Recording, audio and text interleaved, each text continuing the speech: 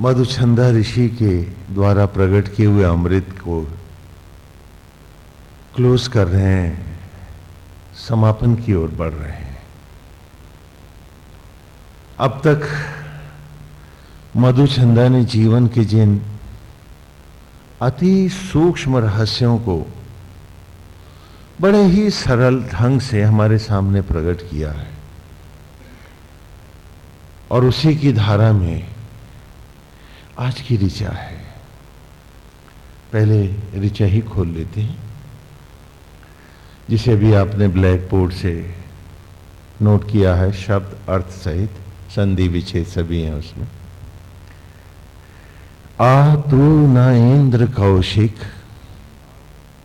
आ तू न इंद्र कौशिक, मंदसानाः सुतं पिब, नव्यम आयुः प्रसूतिर, कृधि सहस्त्र साम ऋषिम। ये आज की ऋचा है। आ तू न इंद्र कौशिक, आवाहन है, आ माने आवाहन है आपका, तू तुम्हारा, इंद्र हे महान, हे ईश्वर। और यहां एक शब्द आया है कौशिक। तो ये शब्द यहां एक साथ कई प्रसंग उठाता है। कुशिक के वंशज होने के कारण विश्वामित्र के पिता का नाम कुशिक है, तो कुशिक के पुत्र होने के कारण विश्वामित्र कौशिक कहलाते हैं, और विश्वामित्र के पुत्र होने के कारण जो जेता माधु छंदस हैं वो भी क्या कहलाते हैं? कौशिक। लेकिन यही एक अर्थ यहां नहीं है। कुशिक कहते हैं उस पात्र को जिसमें यज्ञ का अमृत प्रकट होता है। महाराज दशरथ की संतान नहीं है, वहां से प्रसंग उठा रहे हैं। मुनि वशिष्ठ ने कहा है कि वो पुत्रेष्ठी यज्ञ करवाएं।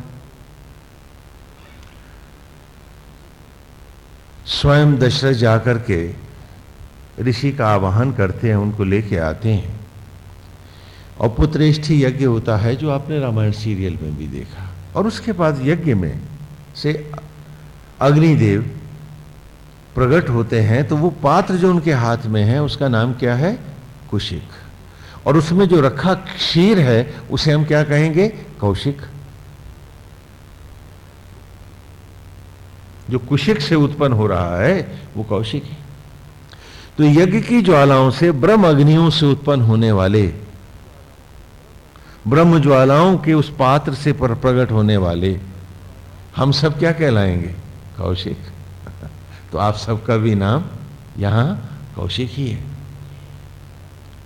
हाँ, समझ में आ रहा है? तो वो जो यज्ञ से उत्पन्न हुआ है, अमृत तुल्य जीवन को लेकर के जो जीव प्रकट हुआ है, तो वो भी तो उसी अमृत पात्र से, यज्ञ से प्रकट हुआ है। तो वो कुशिक नंदन होने के कारण क्या कहलाएगा? कौशिक। तो जीव मात्र क्या है?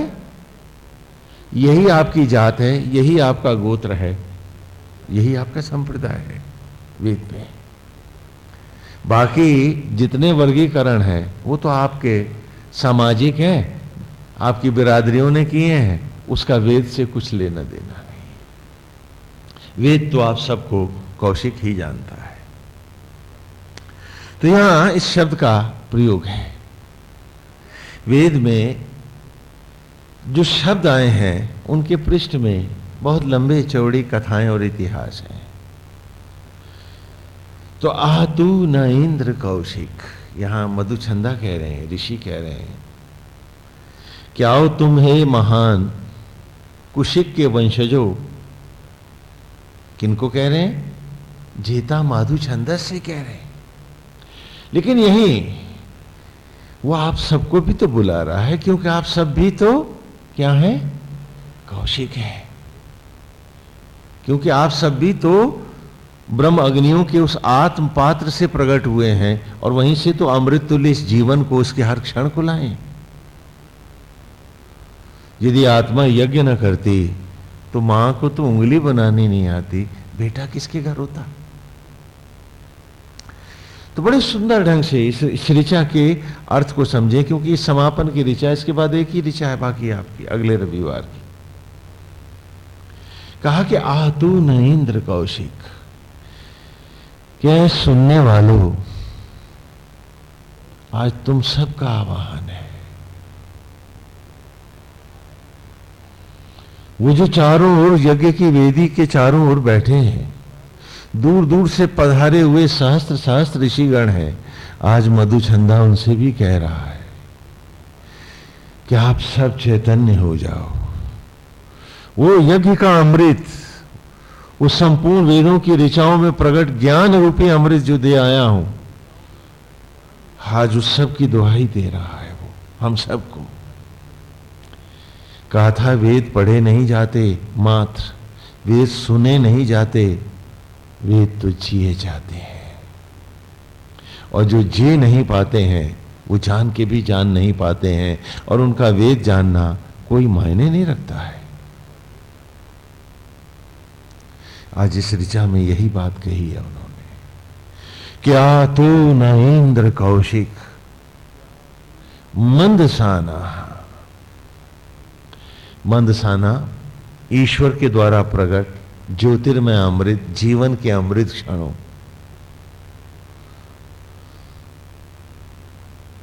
ईश्वर को भी हम मंदसाना कहते हैं, श्री कृष्ण को भी मंदसाना, जो ज्योतियों के द्वारा, जो ज्योतियों से जीव मात्र को संयुक्त करने वाला है, जो ज्योतिर्मय जीवन के क्षणों को देने वाला है तथा जीवन के क्षणों को प्रकट करने वाला है। मंदसाना वो कुशिक है, वो पात्र है और वो परमेश्वर है। तो आतु न इंद्र कौशिक मंदसाना सुतम पे, सुतम माने उत्पन्न किए हुए, निचोड़े हुए इस संपूर्ण वेद के वांगमय में, इस यज्ञ में जो हम निरंतर सुनते आए हैं, पहली ऋचा से लेकर पहले अध्याय की अब तक, इस सब अमृत को पियो। माने पीना, पान करो इसका। क्योंकि जब तक ये रोम रोम में नहीं बसेगा, तुम्हारे जीवन की धारा नहीं बनेगा, तुम वेद सुन के भी नहीं सुन पाओगे, जान के भी नहीं जान पाओगे, और लुटते रहेंगे तुम्हारे जीवन के अमृत क्षण।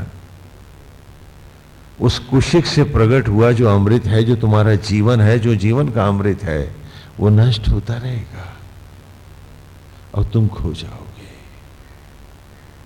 इससे पहले कि सांसें और धड़कनें बाकी रहें, इससे पहले कि जीवन के कुछ क्षण शेष हैं, इससे पहले कि ये पात्र अभी खाली नहीं हुआ है जीवन का, आओ इस अमृत को पी डालो। आतु न इंद्र कौशिक मंदसाना सुतम पिब।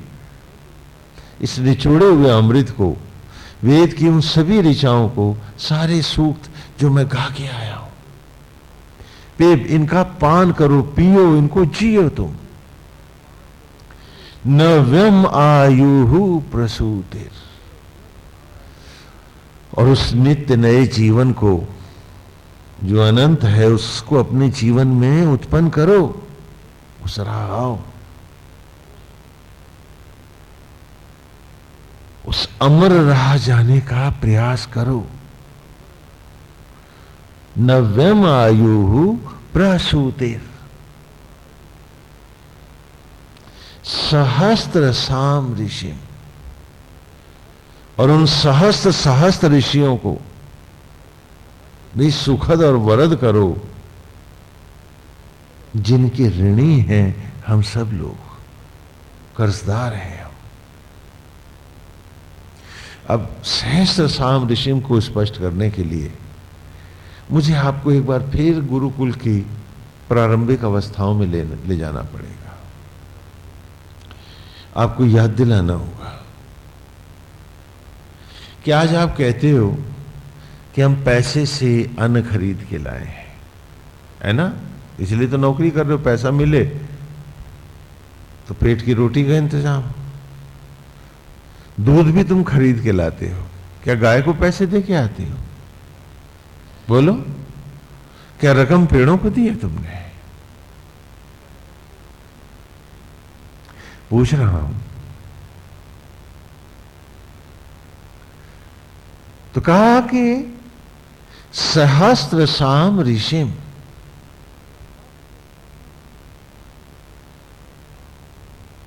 कि खुद तो तुम अमर हो और सहस्त्र सहस्त्र ऋषियों को भी तुम सुख प्रदान करो, उनकी यज्ञों को यथेष्ट वरद करो। क्यों कहा है ऐसा? इसका कारण क्या है? कि आपको अमरता मिल जाए और सहस्त्रों ऋषियों को सुख हो जाए। क्यों? कभी सोचा आपने? तो आए आरंभ में चले। गुरुकुल में बालक को हम बतलाते हैं कि संपूर्ण सचराचर जो भी प्रभु के द्वारा प्रकट है, ये ऋषत्व को प्राप्त है, ये साधक है। और तब हम उसे समझाते हैं कि एक यज्ञ जिसके द्वारा तू समझता है तू उत्पन्न हुआ है, ये माता और पिता है, ये बर्तनों की भांति है। तेरे निर्माण में संपूर्ण सचराचर लगा है। सबसे पहले परमेश्वर ने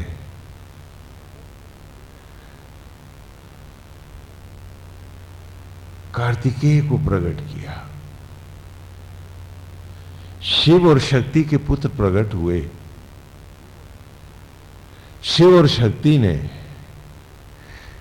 ताड़नाओं का विनाश करने के लिए, ताड़कासुर को मारने के लिए, शिव और शक्ति के जो बीज थे ये जन्म से पहले ही तिरोहित हो गए और वो हिमालय के पर्वतों से उठे, पक्षियों ने ग्रहण किए, नदियों में बहे, 6 माताओं ने पाला और इस प्रकार षडमुख भगवान कार्तिकेय प्रकट हुए। वे और कोई नहीं, ये पेड़ पौधे, ये वनस्पतियां ही हैं। ये उस सृष्टा की पहली संतान है। सृष्टि का प्रथम यज्ञ है ये।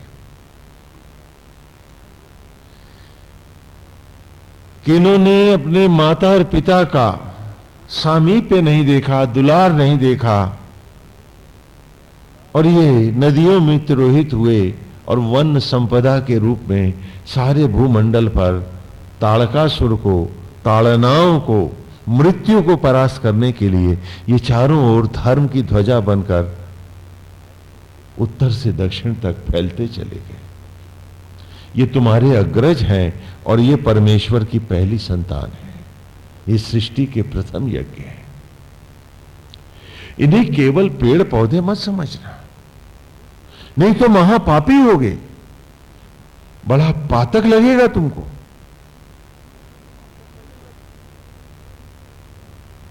ये तुम्हारे अग्रज हैं और इनको भी अपना अग्रज समझना, क्योंकि उसी परमेश्वर ने जिसने तुम्हें बनाया है उसी ने इनको भी उत्पन्न किया है।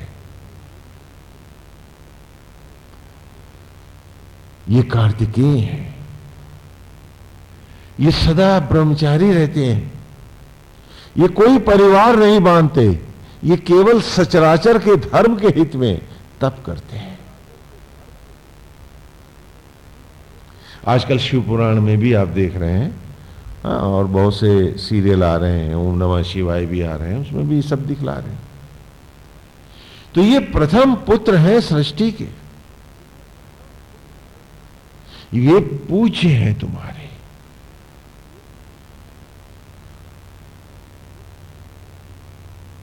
उन्हें अन्यथा नहीं जानना। जो इनको नहीं पहचानता है वो धर्म नहीं जानता है, वो ईश्वर को नहीं जानता है, वो सृष्टि के सूक्ष्म रहस्यों को कभी पा नहीं सकता। जो इनका अनादर करता है वो परमेश्वर का अनादर करता है। जो इनके साथ धंधा और व्यवसाय करता है उसका कोई भगवान नहीं होता है। इन्हें पहचानो, ये पहला यज्ञ है। और उसके बाद पार्वती जी के मन में विचार आया, जब कार्तिकेय तो सचराचर की सेवा में चला गया, कि माता के पास भी तो कोई बालक रहना चाहिए। तो ऐसा विचार करके जब वो उपटन से उन्होंने तन को मला और उपटन उतारा, तो ऐसे ही खेल में अनजाने ही उन्होंने एक बालक बना दिया और फिर उस बालक को प्राण दे दिए। तो भगवान विनायक की मंगल मूर्ति प्रकट हुई। ये सृष्टा के दूसरे पुत्र हैं जो काहे से उत्पन्न हुए? उपटन से। और तुम सब भी तो उपटन से ही पैदा हुए हो, क्योंकि उपटन में क्या होता है? तेल, घी, चिरौंजी, हल्दी, आटा, बेसन, मैदा, तो जो खाते हो उसी का तो उपटन बनता है। और जो तुमने खाया उसी से तो आगे बालक बना, तो बालक उपटन का ही तो बना है। बोलो। तो कहा तुम परमेश्वर के दूसरे पुत्र हो, लेकिन मत भूलना कि वो तुम्हारा अग्रज है और तुम अनुज हो।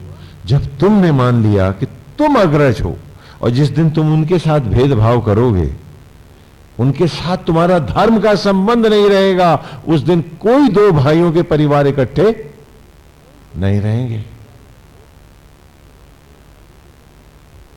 कि जो तुम्हारा नैसर्गिक भाई है वो तो ये पेड़ है।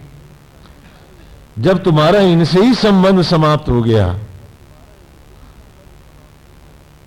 तो दो भाइयों के घर इकट्ठे आप कैसे रह पाएंगे? क्योंकि धर्म तो तुम्हारा नष्ट हो गया। अब तुम जुड़ के कैसे रह सकते? क्या ये सामने नहीं दिख रहा आपको? सिर्फ दूसरों को नोचना और दूसरों के लिए शिकायत करना, दो ही तो धर्म है हमारे पास। हमें हर व्यक्ति को शिकायत है कि हर व्यक्ति उससे नोच रहा है, और ये हर व्यक्ति को शिकायत है तो कौन है जो नहीं नोच रहा है? एक सवाल है। सब कह रहे हैं सब बेईमान है। स्वामी जी, तो मैं पूछता हूं, तू ही कहां से फिर ईमानदार रह गया जब सब बेईमान है? स्वामी हाँ, नहीं। क्यों? क्योंकि तुमने आधारभूत धर्म का परित्याग कर दिया, और आज तुम धर्म के नाम पर भार हो, कलंक हो, क्योंकि धर्म तुमने खो दिया है। व्यवसाय एक बूंद रक्त की पैदा नहीं कर सकते, एक जीवन, एक क्षण नहीं दे सकते। क्योंकि अगर दवाइयों से मरीज ठीक होते तो मैं आपके घर के किसी सदस्य को मरने ही नहीं देता। हम केवल वो न मरे, वो निरोग हो सके, शरीर का सहयोग करते हैं। निरोग शरीर स्वयं करता है अपने आप को, कोई डॉक्टर नहीं। इतनी सी बात भी तो आज हम नहीं समझ पाते।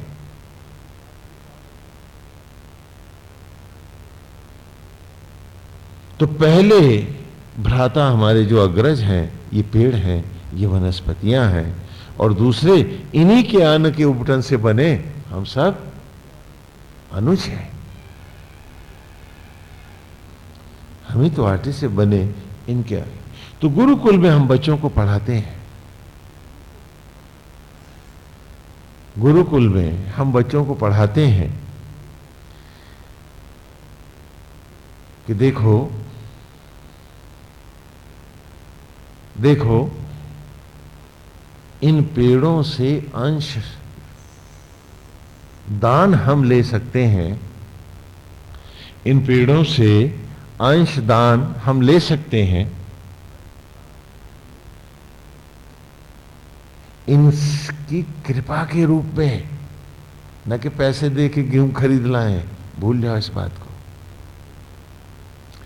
ये ऋषि हैं, ये यज्ञ कर रहे हैं जिससे हम जीवित रहें, हमारा परिवार, हमारा समाज बने, हाँ हम सब सुखी हों, सुसंगठित हों, और हम इनके भी सुख का कारण बने। ये भगवान है हमारे। क्योंकि बड़ा भाई परमेश्वर के जैसा होता है कि नहीं होता? हाँ, झगड़ा करने के काबिल होता है। हाँ, जमती नहीं है बात, अब अच्छी नहीं लगती है। हाँ, पितृदेवो भव, बुलंद नहीं, दे तो देवो भव, और ना दे तो ना देवो भव। है ना? क्यों भाई? भगवान भी दे तो देवो भव, ना दे तो हम ना जानते हो। हाँ, गोविंद। तो कहा इन पेड़ों से खरीद के कोई अन्न नहीं लाता है, क्योंकि पेड़ पैसे नहीं लेते। लेते हैं क्या? श्री राम की कथा में आपने सुना कि रावण ऋषियों से रक्त लेता है जो उसे अंशदान नहीं दे पाते। तो हम में भी, तो हम सब जो इनको देवता मानकर इनसे नहीं ले रहे हैं, रावण बन के ही तो ले रहे हैं। अंशदान तो इन्हीं, रक्त तो इन्हीं का ले रहे हैं, अन्न में, भोजन में, फलों में। क्या है ये? एक अनाधिकार चेष्टा है और एक साधिकार चेष्टा है। मैं आपको एक उदाहरण देता हूं कि पीछे डालडा में गौ माता की चर्बी के मिलाने की बात थी, आज से कुछ साल पहले। तो बड़ी चर्चा हो रही थी। तो यहां एक आर्य समाज के बहुत बड़े नेता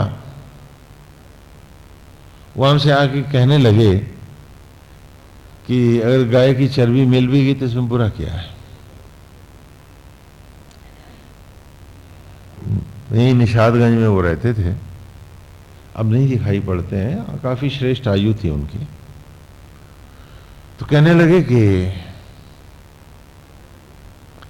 अगर उसमें चर्बी मिल गई तो क्या हुआ, जब आपने दूध पिया तब भी तो आपने गौ माता की चर्बी आपके पेट में नहीं गई, कि आपने खाई नहीं? मतलब जब हम कुतर्क पर उतर आते हैं, बेहुदी तर्कों पे उतर आते हैं, तो हम क्या पाते हैं? तो हमने कहा बिल्कुल ठीक कह रहे हैं। तो बोले फिर अगर डालडा में चर्बी मिल गई तो इसमें बुराई क्या है? हमने कहा एक बात बताइए, जब आपके बच्चों ने आपकी पत्नी का, अपनी माता का दूध पिया तो उसमें भी तो चर्बी गई थी? बोले हाँ। तो मैंने कहा जब उसने दूध देना बंद किया तो क्या लड़कों ने काट पीट के 4 कनस्तर घी बना लिए मां के, कि चलो साड़ी ब्लाउज से भी छुट्टी हुई, बवाल टला? ये कैसे हो सकता है? तो मैंने कहा एक मां दया करके अपने बच्चों को दूध में अमृत दे और एक उसकी चर्बी नोच करके कोई घी में मिलाए, तो आपको इसमें फर्क क्यों नहीं दिखा? खाली कुतर्क करना जानते हैं आप। अगर डालडे में चर्बी मिल जाने से आपको कोई दुख नहीं है, आपको लगता है कि कोई अनुचित नहीं हुआ, तो आपकी घरवाली के कनस्तर क्यों नहीं निकाल दिए गए 4 घी के, काट पीट के फेंक देते? साड़ी गई, ब्लाउज गया, क्रीम पाउडर लिपस्टिक, सबका तो खर्चा खत्म हो गया भाई।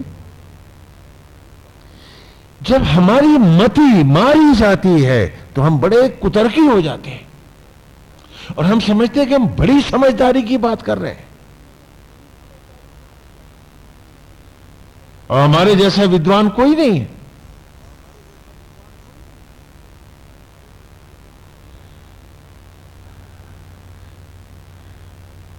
हम नहीं समझ पाते इस बात को।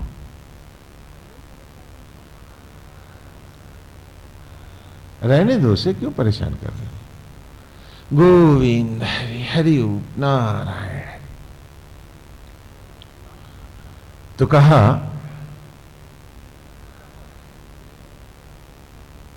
कि पेड़ों से अंशदान हम रावण बन के भी ला सकते हैं। हम लाख कहें कि हम पैसा खर्च के लाए हैं, लेकिन हम पूछते हैं आपसे, क्या पेड़ ने पैसे पाए हैं? तो गुरुकुल में हम बालकों को पढ़ाते हैं। मैं उधर की विस्तार में अभी नहीं जा रहा, क्योंकि वो कथाएं हम पहले भी विस्तार से कर चुके हैं कि देखो बच्चों, यज्ञोपवीत के साथ 3 सूत्रों का ज्ञान देता है गुरु पहले उनको ऋषि, कि पहला सूत्र है सृष्टि का पहला यज्ञ, जो हमने ऋषि ने भी हमें पढ़ाया कि एवा ही अस्य सूनरता विरप्षि गोमती मही पक्वा शाखा नदाशुषे। कि जब सृष्टि ने पहला यज्ञ किया, बूढ़े तन की राख को पेड़ों के गर्भ में परमेश्वर ने आत्मा होकर यज्ञ किया, तो उसी के द्वारा ही तो हमारे तन, हमारे शरीर के अंग इन पेड़ों पर यज्ञों के द्वारा पवित्र होकर लहलहा उठे।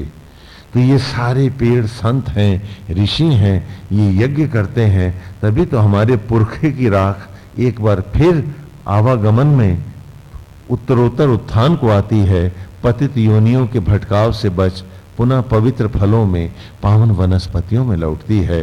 तो ये सृष्टि के पहले यज्ञ हैं और ये ऋषि हैं जो कर रहे ये महान यज्ञ है। तो हर पेड़ पौधे को तुम एक ऋषि के रूप में, एक साधक के रूप में देखना। और इस तत्व हमने इन्हीं से सीखा है कि बड़े ही निष्काम भाव से यज्ञ करते हैं, तुम्हारे ही पुरखों की मट्टी को पुनः पावन फलों में तुम्हें लौटा देते हैं। कोई फीस नहीं लेते, कोई इच्छा नहीं रखते तुमसे, कोई मतलब नहीं गांटते हैं क्या? और इन्हीं से बने तुम सब मतलबी हो गए, सिर्फ मतलब के लिए जिंदा हो। कैसे ईश्वर पाओगे? कि तुमको बनाने वाला ईश्वर भी मतलबी नहीं है। वो चोर की चोरी नहीं देखता, डाकू का डाका नहीं देखता, हत्यारे की हत्या नहीं देखता, पापी के पाप नहीं देखता। जब वो सखा बन के, गढ़गढ़वासी बन के, सबका मित्र बन के आता है, तो मित्र धर्म को ही धारण करता है। और ये पेड़ तुमसे फीस नहीं मांगते, इन्हीं की आनंद से तुम उत्पन्न हो। वायु ने तुमसे कोई पैसे नहीं मांगे, आकाश ने कभी दाम नहीं लगाए, जल ने कभी कीमत नहीं बताई, अग्नि ने कभी कहा नहीं कि मुझे कुछ दो तुम। इन 5 तत्वों से बने तुम सब खाली सेल्फिश मोटिवेशंस को लेकर के, संकीर्ण मतलब को लेकर जिंदा हो, और सारे तर्कों से अपने आप को सत्य सिद्ध करने का प्रयास भी कर रहे हो, हमारे नेता की तरह जो हमको चर्बी पढ़ा गया था। मैं पूछता हूं, फिर कहां से आए हो तुम? क्योंकि इन सब में तो कहीं मतलब था नहीं, और तुम सिर्फ मतलबी होके चाहिए हो, सिर्फ मतलबी होके चाहिए हो।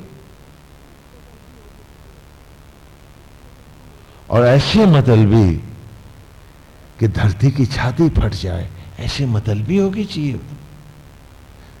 और फिर भी कल्पना है कि हम भगवान पालेंगे। पूछो अपने आप से।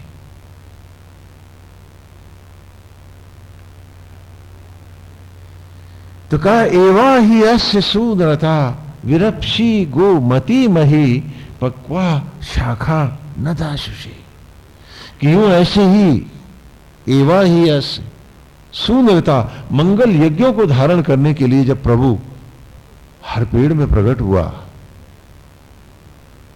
जब स्वयं शिव और शिवा सृष्टि के लिए इन वृक्षों में जो कार्तिकेय हैं इनमें प्रकट हुए, विरप्षि गोमती मई, तेरे ही तन की मट्टी इन पे अर्पित हो चली, सम्मोहित हुई ज्योतियों पर शिव की, और उसने अपने आप का अपना समर्पण दिया।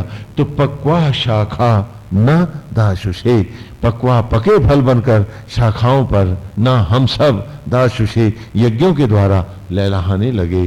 पतन पावन हुआ और वो पतित पावन कहलाया, जो परमेश्वर है। उस पतित पावन की संतान हम, सारे संसार को पतित बताते हैं और केवल पतन ही जीते हैं, पतित कर्मों में ही, पतित विचारों में ही रहते हैं और फिर ईश्वर पाने का दम भी भरते हैं। कितनी विचित्र बात है। तो कहा इन पेड़ों से अंशदान जब लेना तो इनको बता के लेना। दूसरे तागे से बताया कि यह कुक्षी सोमपातमा समुद्र पिनवते उर्वी रापो न काकुदा, कि दूसरा यज्ञ सृष्टि का शिव और शक्ति की कृपा से जो हुआ वो तू था। और पूछ अपने आप से, यह कौन था? यह कुक्षी गर्भ में सोमपातम जिसने ज्योतियों का पात किया, वो कौन है? कौन है? कैसे करता है? कि अंधेरा गर्भ यज्ञ की रश्मियों से पवित्र और ज्योतिर्मय उठा, समुद्र पिनवते, और वो सागर सा सींचता गया तुमको, कि वो गर्भ क्षीर सागर बना जहां से वो बालक नारायण सा प्रकट हुआ। उर्वी रापो न काकुदा, कि कौन था जिसने तुझे गर्भ में भोजन दिया? तेरा ये तालू भी तो, काकुद भी तो बंद था, मुंह भी तो सिला था तेरा, और फिर भी वो तुझे भरता रहा, तुझे बनाता रहा, तुझे चिल्लाता रहा। कौन था वो?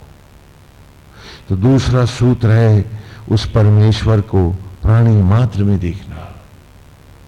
धंधा और व्यवसाय जिंदगी नहीं होती, जिंदगी किसी व्यवसाय का नाम नहीं है, और व्यवसाय कोई सृष्टि नहीं है। सुखों का विध्वंस हो सकता है, सुख नहीं हो सकता।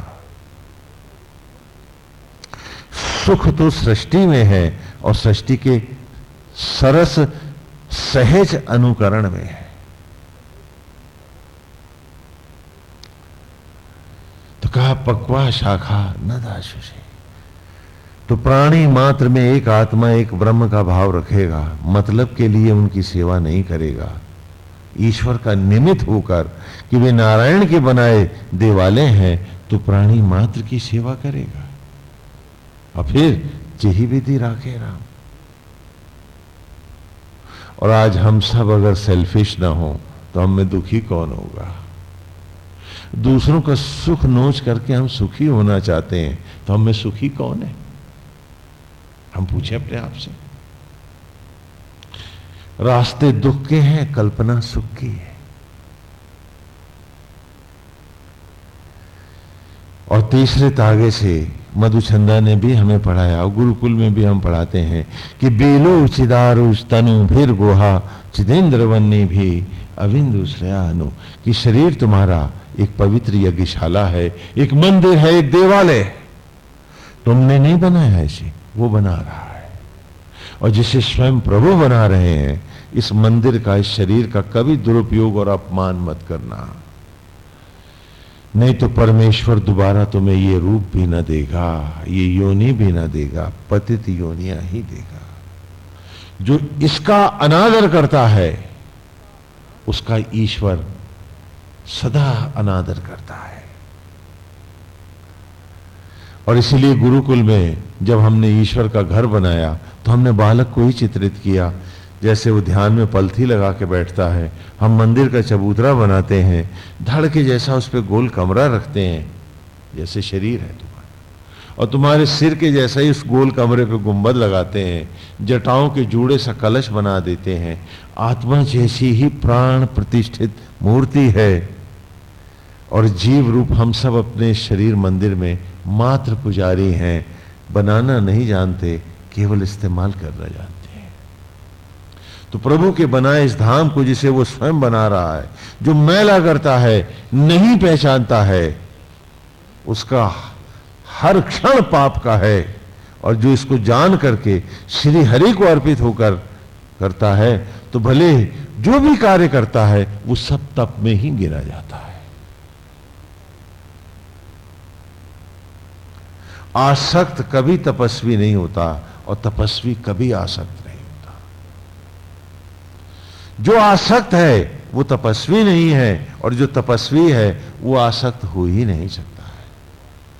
ये सदा याद रखना चाहिए। तो उसके बाद हम बालक से कहते हैं कि अब जाओ यज्ञ के लिए इन साधकों से, ऋषियों से अंशदान लेकर आओ। तो वो गुरुकुल के ब्रह्मचारी बालक जैसे घरों में मधुकरी करते हैं, ऐसे ही पेड़ों के पास भी आते हैं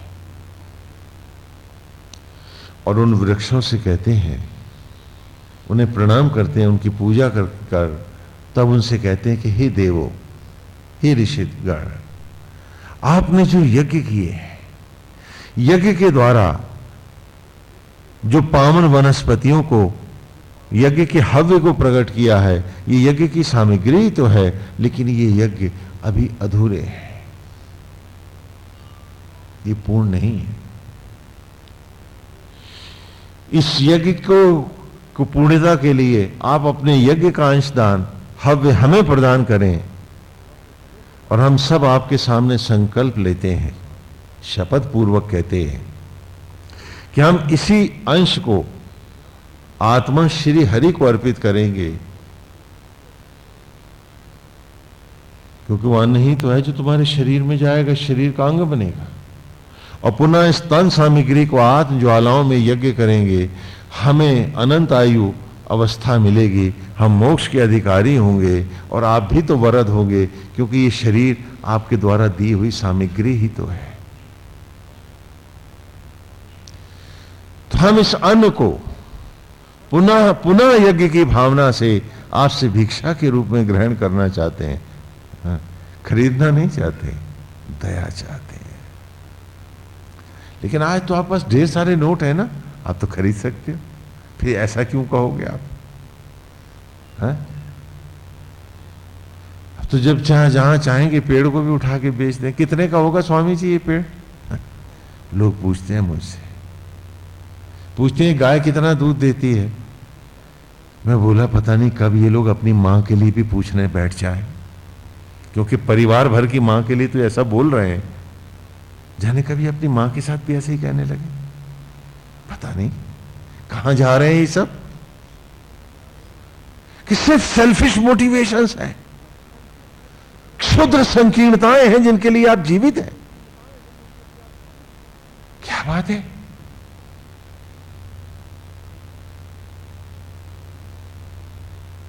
आज आपका ना कोई सगा है, न ईश्वर है, न भगवान है, सिर्फ मतलब ही आपका भगवान है।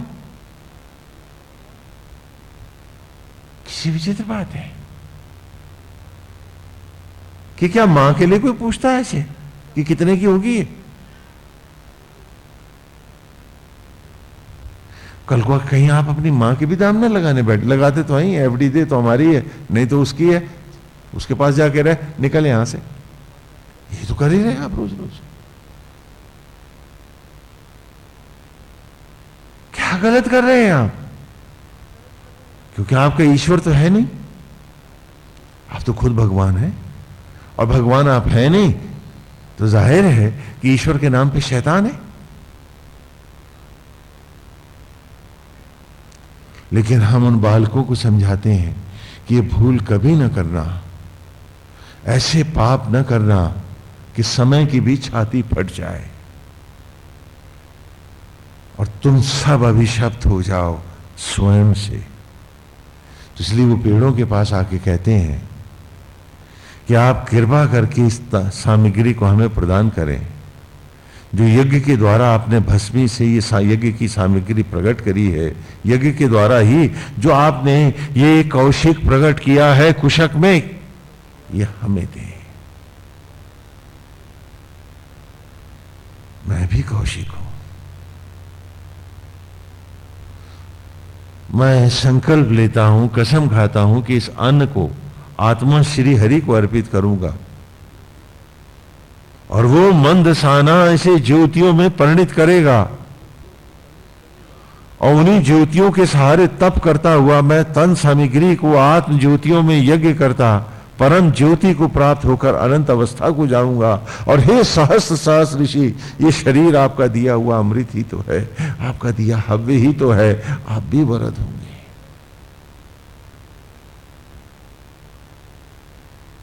आज हम सब भूल गए इस बात को।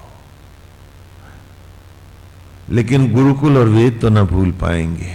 इसलिए ये ऋचा फिर आई है कि सहस्त्र साम सिम साम ऋषि, क्यों शास्त्रों ऋषियों को भी सुख और वरद करने के लिए नव्यम आयु प्रसूतिर। आज इस नित्य अवस्था को आओ, ये जो यज्ञ का अमृत है आज इसको पी जाओ, अपने जीवन में उतार दो। जैसे जिया है मधुछंदा, जीता माधु छंदस, तुम भी जियो और वो हर श्रोता जिए जो सुन रहा इस वेद को। तो नव्यम आयु प्रसूतिर, कि उस नित्य नई अवस्था को आओ, नूतन अजर अमर रूप को प्राप्त करो। और उन सहस्त्र ऋषियों को, उन पेड़ों को, उन वन संपदाओं को, उन सभी जीवों को भी सुख दो जिन्होंने बन के साधक तुम्हें यहां तक पहुंचने का सहयोग प्रदान किया है। ये दंभ त्यागो कि तुम खरीद के लाए हो, नहीं। ये तो दाएं हाथ ने बाएं हाथ को दिया है, ये नोट तुम्हारे तुम्ही में बटे हैं। न गऊ ने लिया है न पेड़ जानते हैं करेंसी के नोटों को। जानते हैं क्या? ये इस ऋचा का एक पृष्ठ साहित्य है। पुराने जमाने में हम चिता का दर्शन दिखलाते थे।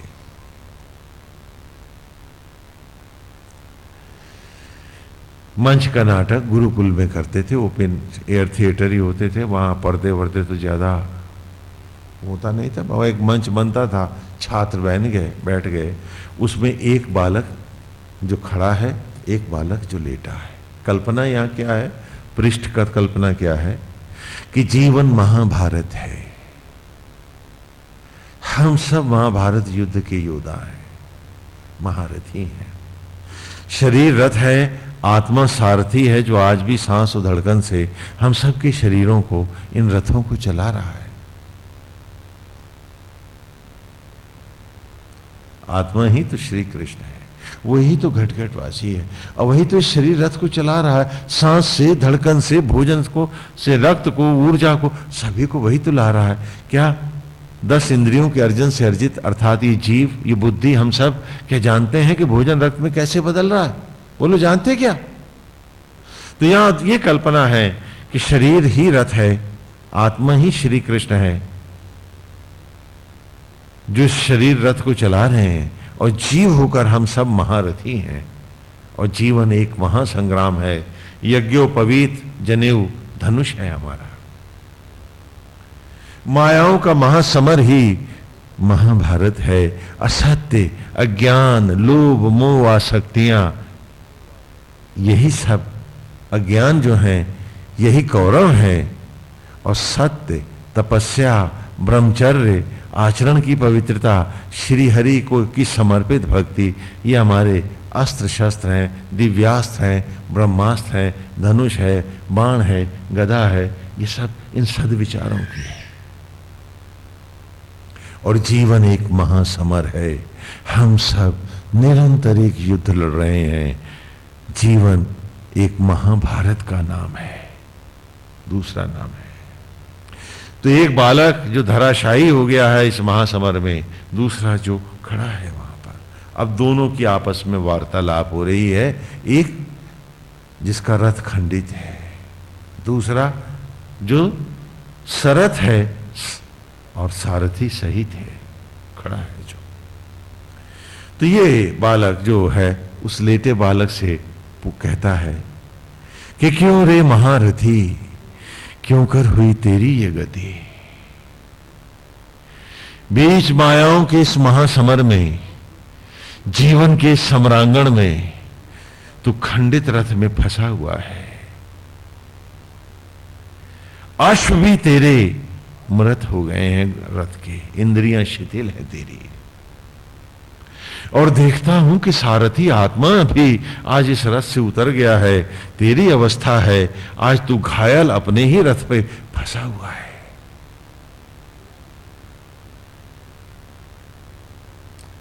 रे महारथी, आज तेरी क्यों हो गई ये गति? ये कहानी है हम सबकी। वक्त हमारे साथ, फिर हम वक्त के साथ हम सब दोहरा रहे हैं इस कथा को, जाने अनजाने। जिंदा है तो अब मर गए हैं तो, कहानी एक ही है और ये हम सब की कथा है। कि देखता हूं कि आज तेरे रथ पर वो मोहक कृष्ण, वो आत्मा, वो सारथी, वो भी तो नहीं है। अरे क्यों त्याग गया तुझे महारथी, आज सारथी तेरा। अरे क्यों कर हुई तेरी ये गति। तू तो आया था युद्ध करने, कौरवों को परास्त कर, सत्यनिष्ठ होने, आत्मा कृष्ण के साथ अद्वैत करने, एक नित्य जय में जाने के लिए, अनंतावस्था को नव्यम आयु हो, इसी ऋचा में है। अरे आज तू इस अवस्था को कैसे चला गया कि आज तेरे रथ के घोड़े जो स्वयं आत्मा सारथी द्वारा रक्षित हैं, आज वो सब खंडित पड़े हैं, घोड़े भी मर गए, आज इंद्रियां भी शिथिल हैं। अरे तू कैसे इस अवस्था को चला आया, तू कैसे पहुंचा। सृष्टा था सारथी तेरा और तू पराजित घायल पड़ा है खंडित इस रथ में। तेरी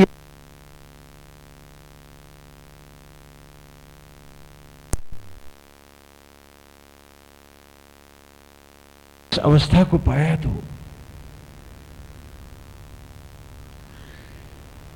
महारथी क्या हो गया, तूने तो सारी सेनाओं के बदले एक कृष्ण मांगा था, अर्जुन सब बना था तू कि वासुदेव सेना सारी दुर्योधन को दे दो, मुझे तो आप मिल जाओ। और आज उसी को गंवाए बैठा है। ये कैसे हुआ,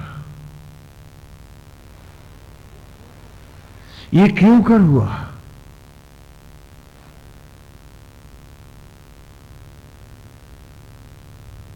कि जिसने तुझे कौशिक बनाया, कुशक से उभारा, आज वही रथ पर नहीं है, क्यों। अरे क्यों खो बैठा तू उसे और आज खंडित पड़ा है।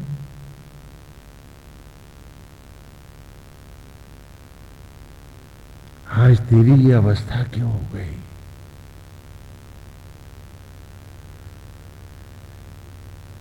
आज वो सुंदर घनश्याम, वो मोहक मणियों की ज्योतियों का स्वामी, वो आत्मा, वो कृष्ण आज क्यों नहीं है रथ पर तेरे। उसके द्वारा ये रथ आज रक्षित क्यों नहीं है। तू घायल क्यों पड़ा है इस रथ में, कैसे मर गए अश्व तेरे और क्यों कर जीत गई मायाएं तुझ पर। तो वो उत्तर देता है जो लेटा हुआ है कि मत पूछ रे महारथी, क्यों कर हुई मेरी ये गति। एक ही रथ पर मैं भी था, वासुदेव भी थी। 10 इंद्रियों के अर्जन से अर्जित मैं अर्जुन था, शरीर रथ था, आत्मा श्री कृष्ण इस रथ को रक्षा कर रहे थे। वे ही इन इंद्रियों रूपी रस्सियों से विषयों को, मेरे विचारों के घोड़ों को बांधे हुए थे। इस जीवन के महासमर में मैं एक योद्धा सा जूझ रहा था, लेकिन इस पापी इंद्र ने, मन ने जो भटकाया मुझे, तो मैं अपने सारथी से ही द्वेष कर बैठा।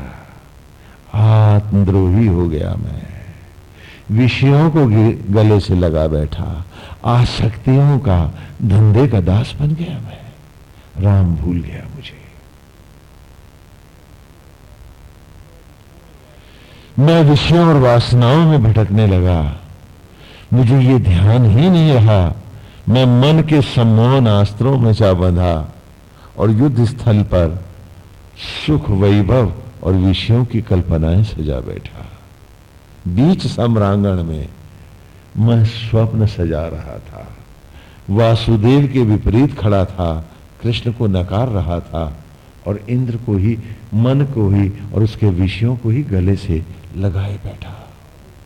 हर बार समय चेताता रहा, हर बार आत्मा मुझे चीत कर कार करके पुकारता रहा कि चेत चेत रे हतभाग, देख भयंकर समर है, नष्ट हो जाएगा।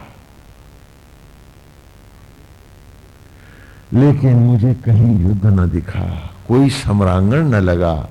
मुझे तो लगा कि मैं सिर्फ भौतिकताओं, विषयों और वासनाओं के लिए ही प्रकट हुआ।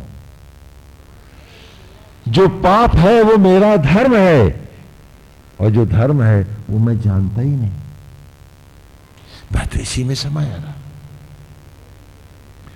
मन इंद्र ने सम्मोहन डाले कि ये तेरे हैं, तेरे अपने हैं, तूने पैदा किए हैं, ये तेरा घर है, ये तेरा परिवार है, वो पराए हैं, वो दुश्मन हैं, ये सगे हैं, और इन्हीं में मायाओं में मैं भटकता रहा। मुझे तो याद भी नहीं रहा कि मैं बीच जीवन के महासमर में एक योद्धा भर ही तो हूं।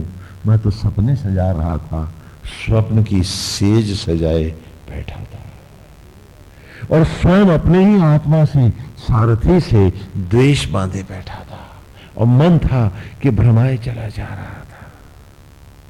मन इंद्र ने कहा कि जो दिखता नहीं वो ईश्वर तेरा कहां से हो जाएगा? मैं तेरा पिता हूं, पालक हूं, सब कुछ हूं। मेरी इंद्रियों से ही तू देख सकता है, मेरी इंद्रियों से ही तू सुन सकता है। मैं ही तो इंद्र हूं। मेरी इंद्रियों से ही तू अनुभूत कर सकता है, मेरी इंद्रियों से ही तो तू जी सकता है। मैं ही तो तेरी बुद्धि का भी जनक हूं। अगर समझदारी नहीं करेगा तो लोग तुझे लूट ना ले जाएंगे। समझदार बन के तू ही क्यों ना सबको लूट लाए। यही तो तेरा धर्म है। मन मुझे ये समझाता रहा, आत्मा मुझे पुकारता रहा, और मैं मुहासत सम्मोहन अस्त्रों का अंधा भूल गया कि जीवन का हर क्षण संग्राम है, और हर क्षण मैं मायाओं से युद्ध कर रहा हूं। The gravities are penetrating through my body, the war is there. विचारों का युद्ध है, मायाओं का युद्ध है, ग्रेविटीज का वार है, जीवन का हर क्षण संघर्ष का है। और मैं था कि सपने सजाए बैठा था, इसे अमर अवस्था बनाए बैठा था कि मैं तो सदा यहां रहूंगा। क्या ये सच नहीं है? हम सब पूछे अपने आप से कि क्या ये हमारी कहानी नहीं है? इसीलिए तो आज वेद सुन के नहीं सुन पाते हैं, और उसको गंभीरता से नहीं लेते हैं। मौका होगा तो चले जाएंगे, कोई ऐसा जरूरी नहीं है। ये सच बात नहीं है कि क्या आज भी हम अपने साथ ईमानदार हैं? क्या हमें थोड़ी सी भी ईमानदारी है? और कल हमको सत्य का सामना करना पड़ेगा, हम सबको मरना पड़ेगा। उस वक्त क्या कहेंगे, क्या कैसे छिपाएंगे, कौन सी बहानेबाजी करेंगे वहां जाकर, क्या बताएंगे उसको? क्या उत्तर होंगे हमारे पास, और कौन से मुखौटे लगा लेंगे हम?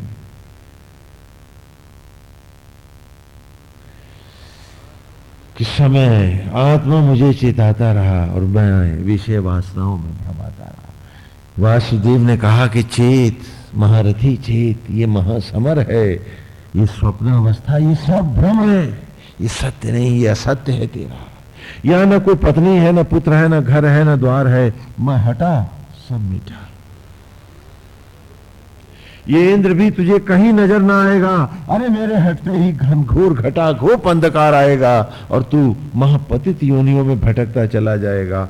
उन गड्ढों में गिरेगा जहां कोई सहारा, कोई पकड़, कोई रुकावट ना होगी, बस गिरता ही जाएगा। ये मन इंद्र तुझे भटका रहा है, भ्रम को ही सत्य करके दिखा रहा है।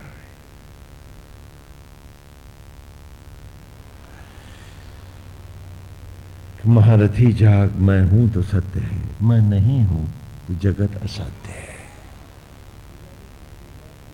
न जाने कितनी बार तू इन्हीं मनुष्य योनियों में लौटा होगा। घुटनों चला, डिग्रियां बटोरी, बड़ा हुआ, फिर मकान की एक मंजिल और बढ़ गई, एक पत्नी और कुछ बच्चे हुए, और फिर उनके भी बच्चे हुए, और अपने ही आंगन में फिर तू पड़ा था एक शिला सा। घर के सारे मित्र स्वजन तुझे ले गए थे उठाकर, अब बियाबान में शमशान में तुझे जलाया था धू धू करके। क्या ये सत्य नहीं था? और फिर पड़ोसी के घर में एक नवजात शिशु के रूप में तू प्रकट हुआ है। अभी वो एक विधवा स्त्री आई है और उसने गोद में उठाया है मुझको, और वो दूसरी बुढ़िया से कह रही है कि तुम्हारा पौत्र तो बड़ा सुंदर है। अरे ये कमबख्त पहचानती क्यों नहीं कि मैं पति हूं इसका? तो क्या ये स्वप्न में मेरी पत्नी?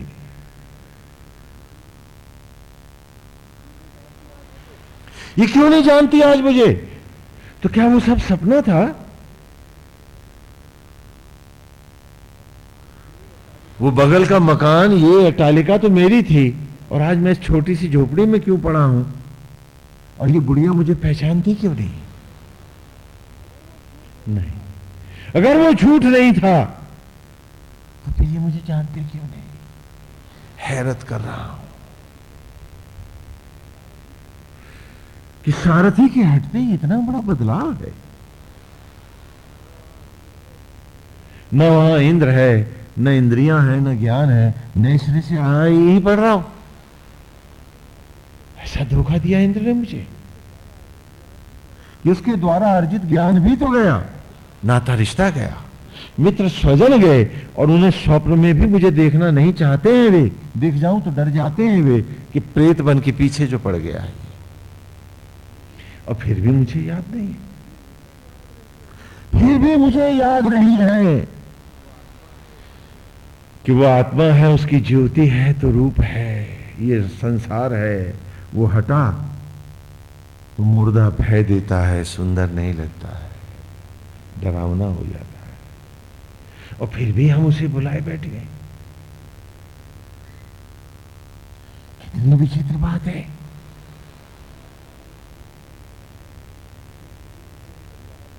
कि इंद्रियों के इंद्रजाल में मन इंद्र के द्वारा भ्रमाए हुए हम सब झूठ कपट और पाप ही जीते हैं, वही खाते हैं, वही पीते हैं, और सिया राम जय जय राम का भजन भी गा लेते हैं।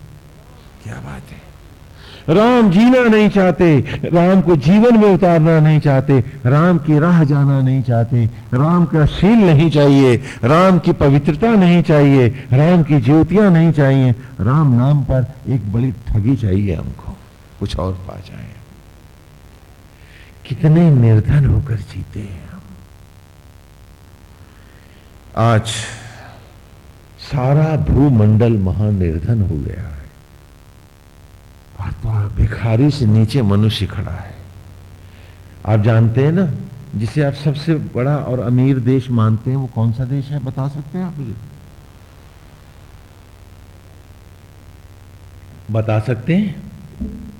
क्या नाम है उस देश का? अमेरिका। आप झूठ बोलते हैं। वहां का राष्ट्रपति इतना निर्धन है कि वह अभी तक इंद्रियों और विषयों को नहीं पहचानता। महाअभियोग चल रहा है उस पर, इतना निर्धन है वो। और कोई अमीर राष्ट्र देखा है आपने? चीथड़े और पैबंद को आप अमीरी कहते हैं? दया आती है, बड़ी सहानुभूति है आपसे। क्या आज आप चीथड़ों को उपलब्धि मानते हैं? सड़े हुए चीथड़ों में, टाट के टुकड़ों में एक भिखारी को, गरीब आदमी को, भिखमंगे को सोना पड़े, या किसी पशु को उसमें लिपटना पड़े तो बात समझ में आती है, और आप उसे उपलब्धि बता रहे हैं। पूछिए अपने आप से,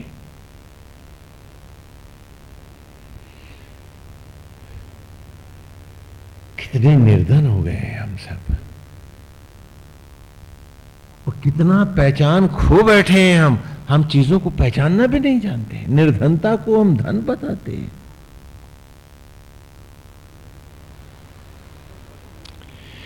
कि झोपड़पट्टियों में वो कीचड़ और दलदल में रहने वाला वो एक स्वीपर जो है, उसके चरित्र में और अमेरिका के राष्ट्रपति के चरित्र में कोई फर्क नहीं है। इतना निर्धन है वो, महिला ढोने वाला, और आप उसको कह रहे हो कि धनी देश है वो।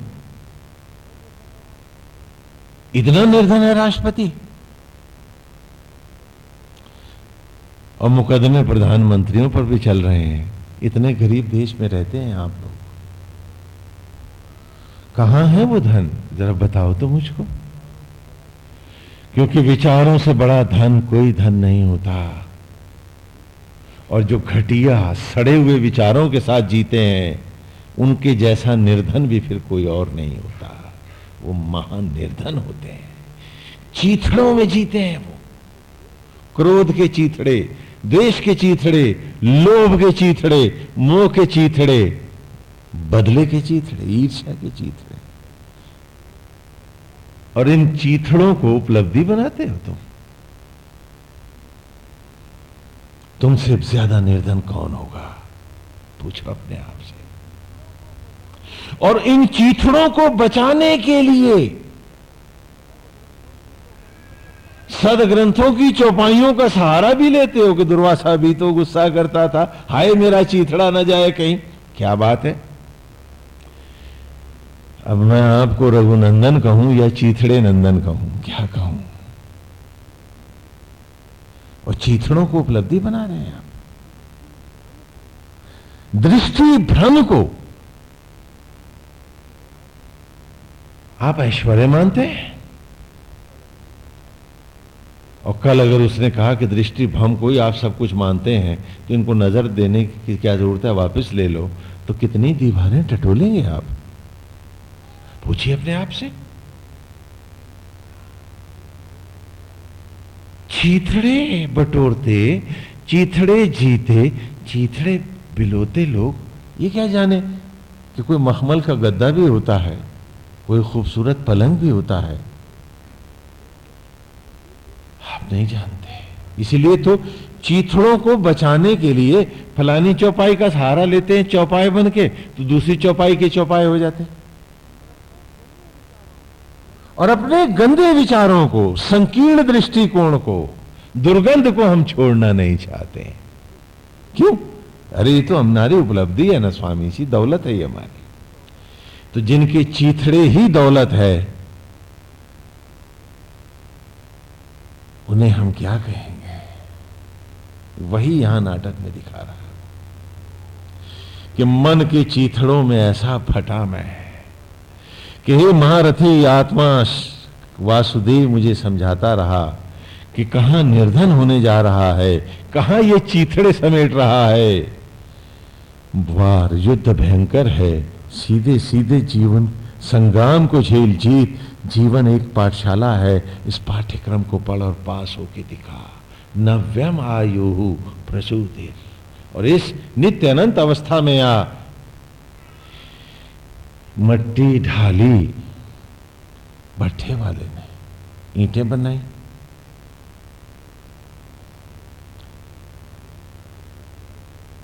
अब ईंट है कि सांचा ही नहीं छोड़ती। बोली ये सांचा कीमती, ऐसे नहीं छोड़ना है, वो सांचे से चिपक जाएगी तो जब सांचा खोलेगा तो चिथड़े ही तो हो जाएगी ईंट, फिर भट्टी में आगे पक कर तो नहीं, पकने तो नहीं आ पाएगी, वो तो वहीं टूट जाएगी। और हम हैं कि खोलों से चिपके बैठे हैं, सत्य गंवाए बैठे हैं। ईश्वर को भी लग रहा है कि वो भी एक बेकार प्रक्रिया में जुड़ा है, बार बार मट्टी से तुम्हें मनुष्य बना रहा है, शायद कहीं वो भूल कर रहा है, क्योंकि ये ईंट तो फिर सांचे से चिपक जाएगी, जब वो खोलेगा फिर छितरा जाएगी, भस्मी के कणों में फिर लौट जाएगी। ये ईंट कभी अपनी मंजिल, अपना गति गंतव्य ना पाएगी, ये तो भटक जाएगी। आज वही तो हमारी अवस्था है। हम भूल गए कि भस्मी हमारी अवस्था नहीं थी। उससे जब हम वनस्पतियों में आए तो वनस्पतियां हमारी अवस्था थी, लेकिन वहां भी क्षणिक ठहराव था, क्योंकि जीवन की यात्रा तो अनंत है। वनस्पतियों से फिर हम मनुष्य योनि में आए, तो ये योनि भी तो एक ठहराव है, यात्रा तो अनंत है। हम भूल गए थे इस बात को। इसीलिए तो मन ने जब जब भ्रमाया, हम भटकते रहे तब तब। क्या मैं मेरों से भी बचा लूं, कल का बुढ़ापा कैसे जिया जाएगा? है तो सेत मेत में जैसे भी जिसको हो टरका दिया जाए, तो कल के लिए अपना भी तो कुछ इंतजाम करना है ना। क्यों? क्योंकि चीथड़े नहीं होंगे तो हाय फिर मेरा क्या होगा? चीथड़े दास, मट्टी बटोरते लोग और जीवन का सोना फेंकते लोग, कहां दिखेंगे ऐसे लोग? ये सब हम ही तो हैं, हमारी अवस्था ही तो है। हाय मेरे चीथड़े, न मैं गुस्सा छोड़ सकता, न ईर्ष्या, न लोभ, न मोह, न द्वेष, न जात पात की क्षुद्रता, कि हम सब कौशिक हैं, एक पिता बना रहा हमको। तो ये सब तो भ्रम है। अरे इसकी कोई सामाजिक सुव्यवस्थाओं के लिए भी वर्गीकरण का कुछ महत्व हो सकता है, लेकिन नारायण की राह पर इनका क्या महत्व है? सिए राम मैं सब जग जानी, लेकिन नहीं, हम यहां भी छोड़ने को राजी नहीं है। हाय चीथड़े, हाय चीथड़े,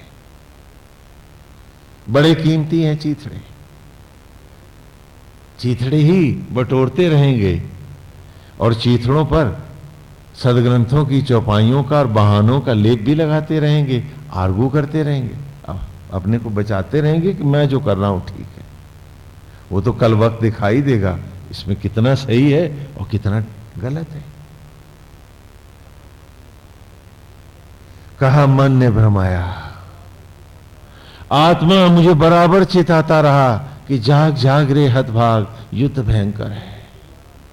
लेकिन इस मन इंद्र के द्वारा भ्रमाया हुआ मन ने कहा भोग विषयों को ले आनंद, सुंदर टीवी है इसका आनंद ले, वो देख सुंदर गाना चल रहा है, फलाना हो रहा है, और तभी टेलीग्राम आ गया तो गाने का रस भी गया, एक्सीडेंट का जो था नाच भी नहीं जमा। आत्मा समझाता रहा कि आनंद सिर्फ मैं हूं, इंद्रियां आनंद नहीं है, ये केवल अभिव्यक्ति का माध्यम है, ये सुख और आनंद नहीं होती हैं। अज्ञानी जन इंद्रियों को आनंद मानते हैं, ज्ञानी जन आत्मा में ही मुझको ही सर्वानंद मानते हैं। और सत्य क्या है कि सारा प्रकृति इस सिद्धांत को मानता है कि विषय आनंद नहीं है, आनंद की अभिव्यक्ति मात्र है। मोर में आनंद की हिलोर आई, वो गाने लगा और नाचने लगा, तो नाचना आनंद नहीं, आनंद की अभिव्यक्ति है, उसको एक्सप्रेस कर रहा है, सो इट एक्सप्रेसेस। इसी प्रकार जिस जिस जीव को आनंद की हिलोर आई, वो पंख फैला के उड़ने लगा, वो बमाने लगा, बछड़ा जो था हिरन कुलांचे भरने लगा। तो यहां सारा कुलांचे भरना, बमाना, हवा में अटखेलियां करना, उस आनंद को अभिव्यक्त करना है जो उसकी आत्मा में आया है। लेकिन हमने तो इंद्रियों को ही आनंद माना है। क्या नपुंसक किसी इंद्रिय का आनंद ले सकता है? तो फिर क्यों नहीं ले पाया? क्या नपुंसक किसी को भोग सकता है? नहीं।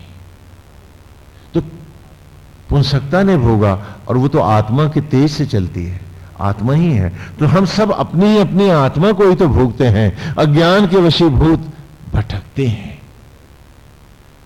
अंधेरों में मैल खाते हैं और अपने जीवन को अभिशप्त करते हैं और सोचते हैं कि हमने बड़ा समझदारी का काम किया है।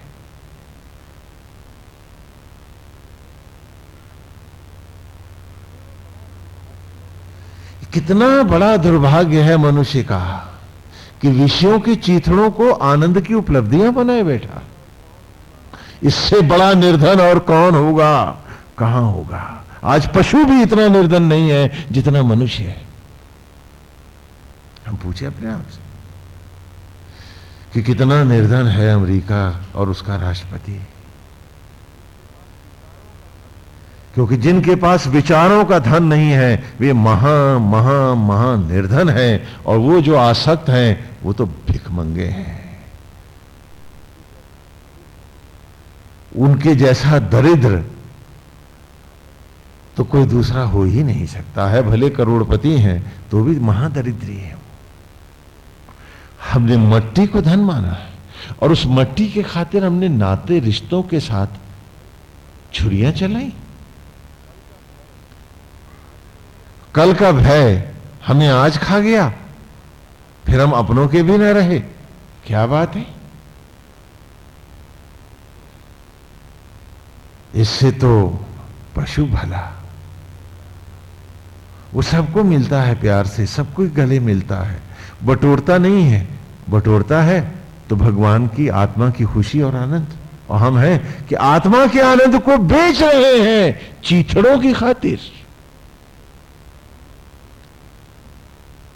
क्या बात है।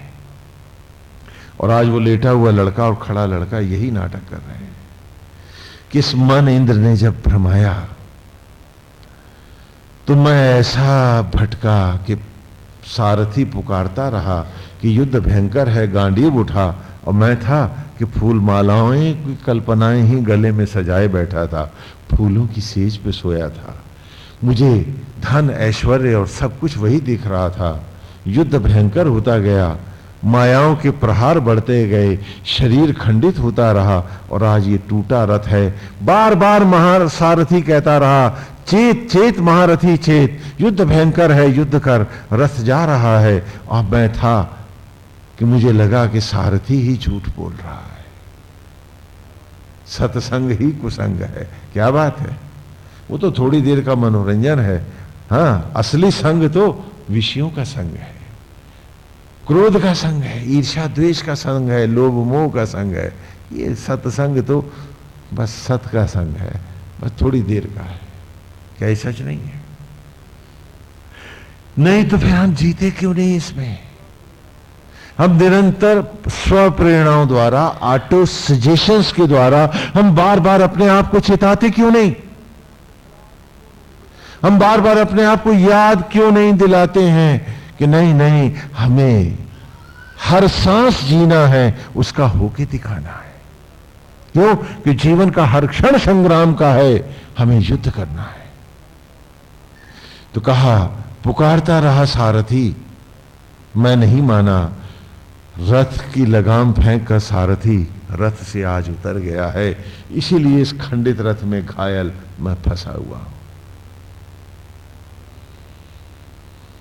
तो जो खड़ा बालक है उससे कहता है कि अरे हतभाग, बड़े सौभाग्य से मिला तुझे स्वयं वासुदेव, और वो बना सारथी तेरा। आज तुझे गंवा बैठा और तुझे उपलब्धि बनाता रहा विषयों को। आत्मद्रोही, आत्मद्वेषी बनता रहा तू। आज इस रथ में घायल खंडित पड़ा है तू, अपनी अंतिम अवस्थाओं को जा रहा है। मैं तेरा क्या शुभ कर सकता हूं? वो पूछता है जो खड़ा हुआ है, जिसका सारथी उसके पास है, जिसका रथ सुदृढ़ है, जो निरंतर युद्ध सन्नद्ध है, वो खड़ा है। और वो जो युद्ध में सपने देख रहा था, वो खंडित रथ में फंसा पड़ा है। आप कहते हो वो मर गया है, वेद कहता है नहीं, वो मरा नहीं है। उसकी अवस्था क्या है कि गाड़ी में से, रथ में से आत्मा उतरा है, जीव नहीं। वो तो कपाल क्रिया करके चिता की लकड़ियों पर अलग करूंगा मैं, और तब रथ को अग्नि दूंगा मैं, जो कपाल क्रिया करते हैं। तब तक हम मानते हैं कि तू वही है। खंडित रथ में घायल फंसा हुआ है तू, और जो कपाल क्रिया करेगा फिर उसी की देह में वास करेगा 10वां पर्यंत, उसी की इंद्रियों से गीता, गरुड़ पुराण, भागवत सुनेगा, प्रायश्चित करेगा, और तब तू यथा योनि गमन करेगा। इसलिए 10वें के उपरांत उसकी भस्मी में देखते हैं अगले दिन कि कौन सा चित्र बना तो किस योनि में गया वो। हाँ, एक परंपरा है। इसके रहस्य समझो। यहां तुम मृत्युंजय होकर के नहीं पड़े थे, अरे युद्ध में पराजित परास्त होकर गिरे पड़े थे। तुमने तीर नहीं मारे थे, तीर खाए थे। तुम अपनी ही आत्मा के साथ गद्दार थे, इसीलिए तो खंडित रथ में पड़े थे और आत्मा उतर गया था रथ से तुम्हारे, क्योंकि तुम सारी जिंदगी सिर्फ उसी के नहीं हुए। एक गंवार लड़का गांव का भी जिस हीरो पर आसक्त होता है, जिस हीरो पर फिदा होता है, जिस हीरो पर रीझ जाता है, वो उसका डुप्लीकेट बन जाता है। बाल भी बनाने लगता है वैसे, डायलॉग भी वैसे ही बोलने लगता है, कपड़े भी वैसे ही पहनने लगता है। और तुम कहते हो कि तुमने भक्ति करी, तुम कहते हो कि तुम ईश्वर के भक्त हो। तुम में राम की जैसी व्यापकता क्यों नहीं आई? तुम में प्राणी मात्र के प्रति एक होकर जीने का भाव क्यों नहीं आया? तुम में राम का शील क्यों नहीं आया? तुम में राम की सहृदयता क्यों नहीं आई? तुम में राम की दया क्यों नहीं आई? तुम में राम की तड़प क्यों नहीं आई? क्या तुम गंवार लड़के से भी गंवार हो? पूछो अपने आप से। तो फिर किस बात का दंभ करते हो कि तुम बड़े भक्त हो? किस बात का दंभ करते हैं हम सब कि गंवार लड़का भी जिस पे रीझता है उसी का डुप्लीकेट होता है। तुम्हें कोई डुप्लीकेसी तुम्हारे आराध्य की क्यों नहीं है? अरे उसका रूप तेरे चेहरे पे मुझे दिखता क्यों नहीं है? क्योंकि तेरे मन में उसका विचार ही नहीं है। विचार है लोभ के, ईर्ष्या के, द्वेष के, झूठ के, प्रपंच के, नाटक के। क्या सुधरेगा? कैसे सुधरेंगे हम पूछे अपने आप से, कैसे सुधरेंगे हम? तो वो खड़ा हुआ बालक कहता है कि तू खंडित रथ में फंसा है। हम हैं तो एक ही युद्ध के महारथी, एक ही सेना के महारथी हैं। बता मैं तेरा क्या भला करूं? तो कहता है सुन, मुझे इस रथ से बाहर कर दे। तो कहा ये मैं नहीं कर सकता। कहा क्यों? कहा क्या तुझे याद नहीं कि जब सृष्टि के यज्ञ हुए थे, इन ऋषियों ने, वनस्पतियों ने यज्ञ किए थे, उनसे हव्य का भाग मांग कर लाया था। तू क्या बोल के लाया था कि सामग्री को मुझे अर्पित करो, इसे मैं आत्मा को अर्पित करूंगा और पुनः इस बलिष्ठ देह में तप करता हुआ इस देह को ज्योतियों में परिणित करूंगा। मुझे नित्य अवस्था प्राप्त होगी और आप सब सहस्त्र सहस्त्र ऋषि सुखद हो जाएंगे, वरद हो जाएंगे। क्योंकि ये तन सामग्री जो मैं ब्रह्म ज्वालाओं में, अपनी आत्म ज्वालाओं में तप के द्वारा यज्ञ करूंगा, वो आपका दिया हुआ हव्य, आप ही की दी हुई सामग्री तो है, तो आप भी तो वरद होंगे। बता उन असंख्य ऋषियों को जिन्होंने ये रथ के लिए अंशदान दिया था, मैं उन्हें उत्तर क्या दूंगा? तू उनका भी तो अपराधी है। अपने 4 पैसे जो दान किए हैं उसे मत गिन, उन पापों को भी गिन जो तूने हर दिन, हर सांस, सुबह से शाम तक इन पेड़ों, वनस्पतियों से, 5 तत्वों से, क्षिति, जल, पावक, गगन समेत इन सब से दया करके जो तू लेता रहा है, उनका जवाब क्या है तेरे पास? पूछ अपने आप से। कहा कैसे अलग कर दूं? क्योंकि तू इन सबका अपराधी है। यदि मैं तुम्हें अलग कर दूंगा रथ से, तो वो सब घेर के पूछेंगे मुझसे कि वो तो हमारा अपराधी था, तुमने छोड़ा कैसे उसे? तो मैं तो अपने ही ऋषियों के द्वारा अभिशप्त हो जाऊंगा। खेद है मित्र, मैं ऐसा नहीं कर पाऊंगा, वो कहता है उसे। और कल हम सब होंगे वहीं पर लेटे हुए, मत भूलो इस बात को। और तब वो कहता है कि क्या ये तुम्हारा धर्म है कि एक ही युद्ध के योद्धा है और तू मुझे घायल मरणासन अवस्था में इस खंडित रथ में फंसा हुआ छोड़ के चला जाए? क्या ये तेरा युद्ध धर्म है? तो वो रुक जाता है, कहता है बता फिर मैं क्या करूं? यदि तुझे अलग करता हूं तो मैं ऋषियों का पापी हूं, और यदि तुझे इस खंडित रथ में घायल छोड़ के जाता हूं तो मुझे युद्ध धर्म का पाप लगता है, मैं योद्धा के धर्म से विमुख होता हूं। तू ही बता मैं क्या करूं? तो कहा जा उन ऋषियों के पास, उन पेड़ों के पास, उन 5 तत्वों को, 5 देवों को बुला और उनसे मेरे लिए प्रार्थना कर। कह देना कि मैं भटक गया था, मैंने युद्ध नहीं किया है, मैं तो स्वप्नावस्थाएं ही जीता रहा, भ्रमों के स्वप्न ही सीता रहा। मैं उन सब से कहना कि मैं त्राहिमाम पुकारता हूं, कहना उनसे कि मैं भूल गया था, मैं सच्चे मन से प्रायश्चित करता हूं, आप मुझको दया करके, कृपा करके मुझे एक अवसर और प्रदान करें, मुझे खंडित रथ से बाहर होने का अधिकार प्रदान करें। और कहना उनसे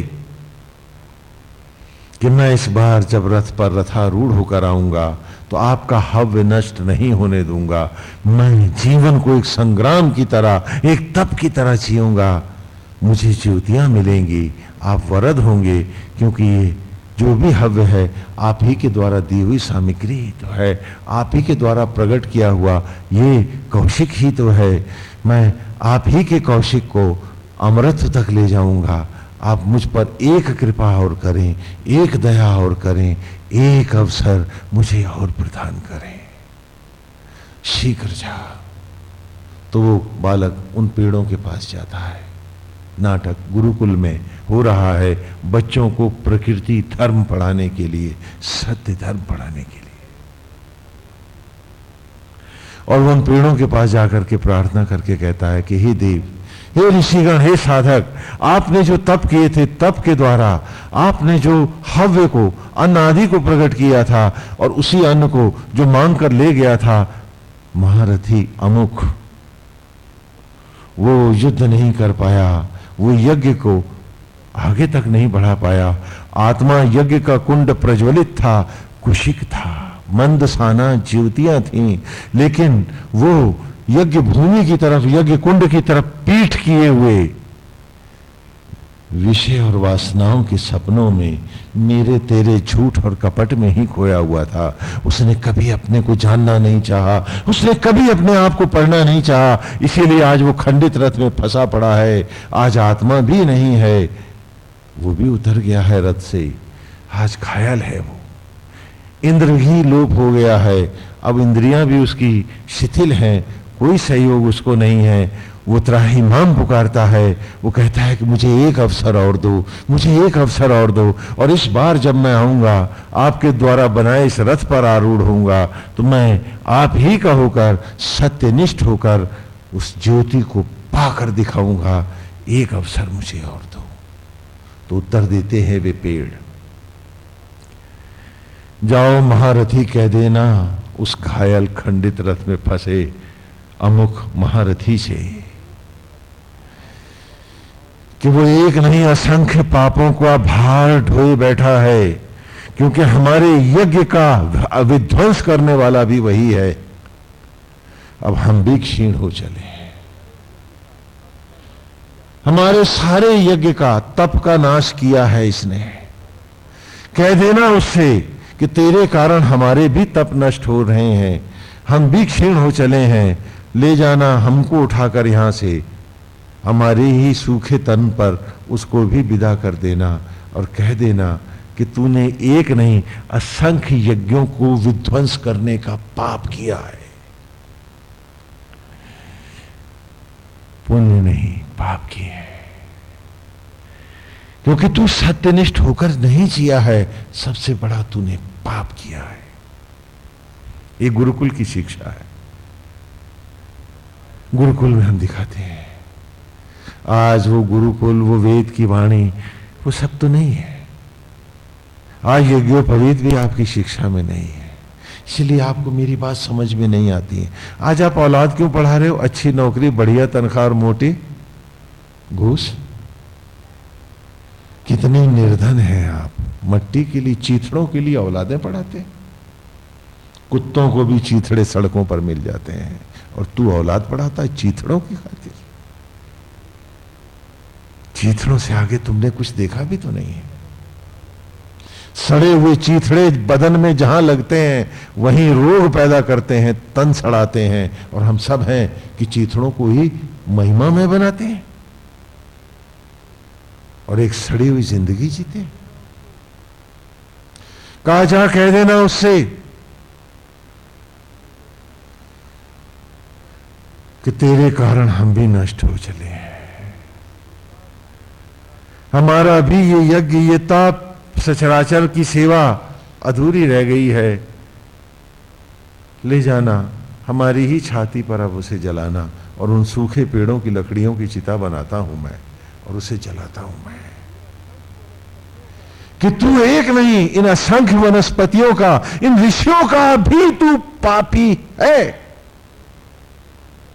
4 पैसे के पुण्यों को पुण्य न मान बैठना, जिसके विचार पुण्य नहीं है, जिसका आचरण पुण्य नहीं है, जो जीवन के हर सांस पुण्य बनाकर नहीं जीता है, वो बड़ा हतभाग है, वो बड़ा निर्धन है। उससे बड़ा निर्धन कोई नहीं होता है। वो अरबपति मट्टी बटोर के हो गया है तो मट्टी चीथड़ों से अधिक कुछ नहीं है।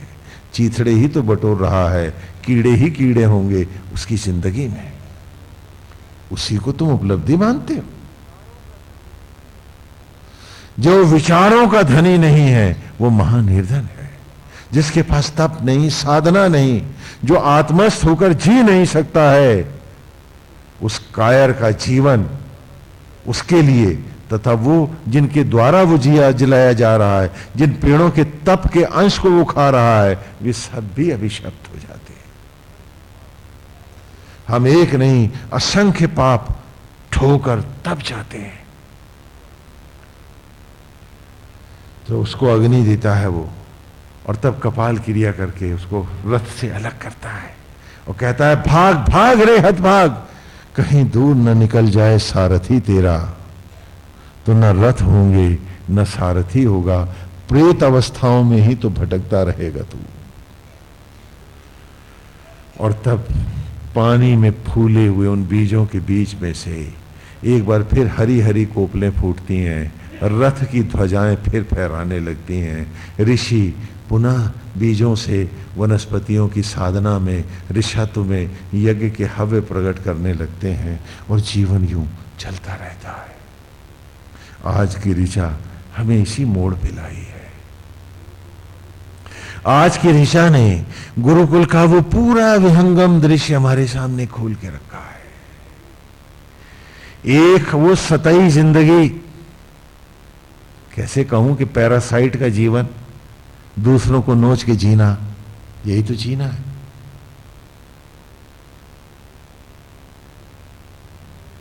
जो दूसरों का खून पी के जिए वो रावण ही तो है। हम न इन वनस्पतियों के हैं, न इन पेड़ों के हैं, न इस सचराचर के हैं, न इस शरीर के हैं, न इसके धर्म को जानते हैं, न इसकी पवित्रता का आदर करते हैं। सिर्फ मैला करते हैं, सिर्फ मैला करते हैं। और आज ये ऋचा कितनी सुंदर अमृत में ऋचा है, नीलाकाश है, मेरे जीवन का बिलोया हुआ सत्य और अमृत है, और हम हैं किसे नहीं पी पाते हैं। क्या तू न इंद्र कौशिक, क्या हो हे कौशिक, तुम सब मंदसाना ज्योतियों के द्वारा उत्पन्न किए वाले, ज्योतिर्मय जीवन को जीने वाले अंधेरों को साथ मत लो। तुम तो ज्योतियों के द्वारा अंकित हो। तो आ तू न इंद्र कौशिक मंदसाना, जीवन ज्योतियों को धारण करने वाले हे ज्योतिर्मय, आत्मा के द्वारा प्रकट रे जीव तुम सब, सुतम पिब, इस निचोड़े हुए अमृत को, वेद की इस गंगा को, वेद के इस अमृत को आओ आज पी डालो। इससे हट के जीने को पाप मानो और दुराग्रहों का परित्याग कर दो।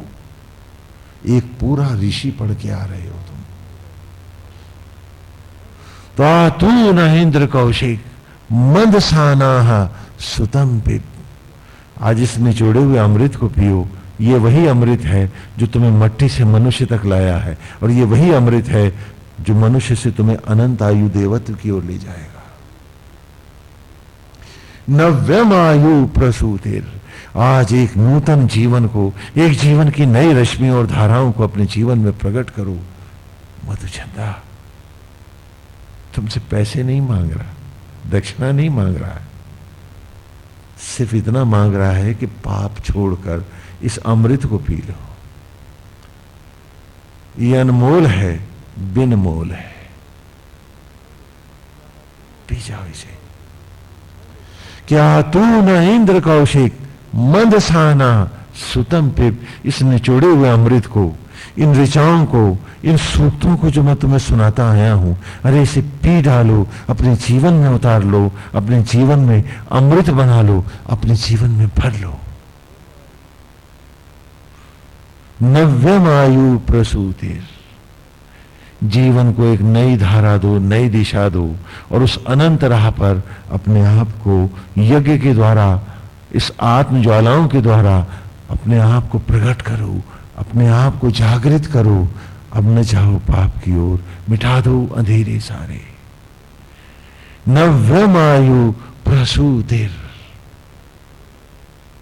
कृधि सहस्त्र साम ऋषिम, और उन सहस्त्र ऋषियों को जिनकी योग के कारण, जिनके योगदान के कारण, जिनकी कृपा के कारण तुम ये क्षण जिए हो, तुमने ये हव्य पाया है, आज उनके भी सुख का कारण बन जाओ। आज इस सचराचर का वरदान बन के दिखा दो। आओ आज अंधेरों को मिटा दो, आओ आज ज्योतियां बसा लो। ये आज की ऋचा है जो आज आपने सुनी है, पढ़ी है ब्लैक बोर्ड से। जो वेद की ऋचा शब्दार्थ आपने नोट किए हैं, ये उसके सारे भाव हैं जो सन्यासी ने आपको दिए हैं। यदि आप सचमुच चाहते हैं इस रास्ते पर जाना, यदि आप निर्धनता से दूर भागना चाहते हैं, तो आप धनी हो सकते हैं, क्योंकि धन तो विचारों का होता है। क्या अरबपति सुखी होता है? सारा दिन उसको माफिया सताते हैं, इनकम टैक्स और सेल्स टैक्स वाले सताते हैं, ब्लैक के कारण उसको बाकी अफसरों का भी और छापों का भी डर रहता है। वो तो महान निर्धन से भी निर्धन जीता है। मट्टी को धन मत मानो। जिसके पास सद्विचार नहीं, जिसके पास विवेक नहीं, जो ईश्वर के जैसा बन के जी नहीं सकता, उसे निर्धन कहो, निर्धनतम कहो उसको। भगवान पूजे नहीं जाते हैं, भगवान में अपने को ढाला जाता है और भगवान बन के जी के दिखाया जाता है। कहो कि हम दिखा देंगे, कहो कि इस ऋषि को जिसे हमने सुना है, इसके अमृत को, इसके पुण्य को अपने जीवन में हम निरंतर बढ़ाते रहेंगे। कहो कि हम निरंतर इसमें अपने आप को डुबाते रहेंगे और इसी में डूब कर जी कर दिखा देंगे। यही आज की ऋचा है। क्या तो न इंद्र कौशिक मंदसाना सुतम पे नव्यमायु प्रसूतिर कृधि सहस्त्र साम ऋषि। क्या आओ आज सत्य से लिपट जाएं, आओ आज आत्मा श्रीवर को अपने जीवन में बसाएं, आओ आज एक कृष्ण के, एक गोविंद के हो जाएं। मधुछंदा माधु छंदसों से कह रहा है, मधुछंदा वहां बैठे सब ऋषियों से कह रहा है, और मधुछंदा हर कौशिक से, अर्थात जो कुशक से, अर्थात जो आत्म कुंड से, जो जीवन के अमृत क्षण लेकर प्रकट हो रहा है, तो वो हम सब के लिए, सचराचर के लिए कह रहा है। तो इसी भावना के साथ आए, सीधे बैठ जाएं, पलकों को झुका दें और आज उनके मनोहारी रूप